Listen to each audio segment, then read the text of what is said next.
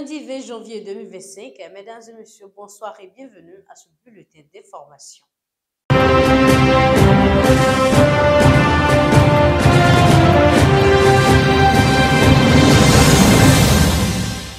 On ouvre cette tranche d'information par cette nouvelle d'ordre sécuritaire.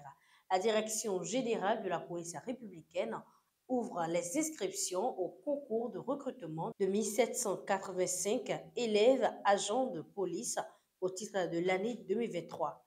Pour ce faire, les candidats remplissant les critères de candidature doivent se rendre dans les directions départementales de la police républicaine pour le dépôt de leur dossier. Ceci avant le 7 février prochain. Outre cette date, la procédure aurait déjà clôturé. Rappelons que le concours se déroulera en deux phases, l'une sportive et l'autre par composition écrite. Et puis notre justice dans cette édition, prévue pour ce lundi 20 janvier 2025, le procès de Steve Amoussou, présumé frère Rouvi, a été renvoyé au 27 janvier prochain. Ceci en raison de l'indisponibilité du représentant du ministère public occupé à un autre dossier ce même jour.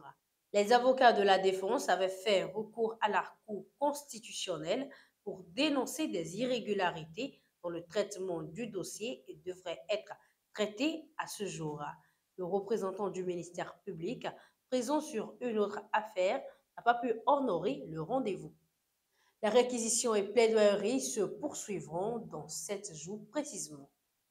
Et puis hors du Bénin, on apprend dans un rapport de Amnesty International que des armes explosives à large rayon d'impact sont utilisées lors des affrontements entre l'armée congolaise, ses alliés et les rebelles du M23 soutenus par le Rwanda. Le rapport publié aujourd'hui 20 janvier explique qu'à plusieurs reprises, des roquettes ont été lancées en périphérie de Goma et ont atterri dans un camp de déplacés et ont fait des morts et blessés dans le corps de 15 enfants déchiquetés. Amnesty International dénonce cette situation en rappelant les dangers de l'utilisation de ces armes. Je cite, bombes, obus d'artillerie, missiles, roquettes, la plupart de ces armes ont des effets dévastateurs dans des zones densément peuplées car elles ne peuvent être dirigées de manière précise, peut-on lire dans le rapport. Ceux-ci se rendent donc coupables de violation des droits de l'homme.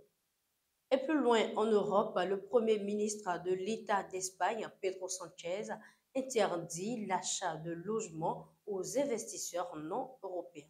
Il précise qu'une pareille mesure permettrait de limiter la crise de logement. Je cite, nous allons proposer d'interdire aux étrangers non communautaires qui ne résident pas en Espagne, ni eux ni leurs familles, a-t-il déclaré hier 19 janvier lors d'un meeting de sa formation dans le sud-ouest du pays. Par ailleurs, il a évoqué le paiement des impôts pouvant monter jusqu'à 100% du prix sur les achats de logements par des investisseurs non européens. Ces mesures ne sont que des propositions et seront étudiées au Parlement très bientôt. Et ce sera tout pour cette édition. Merci de nous avoir suivis. Bonsoir chez vous.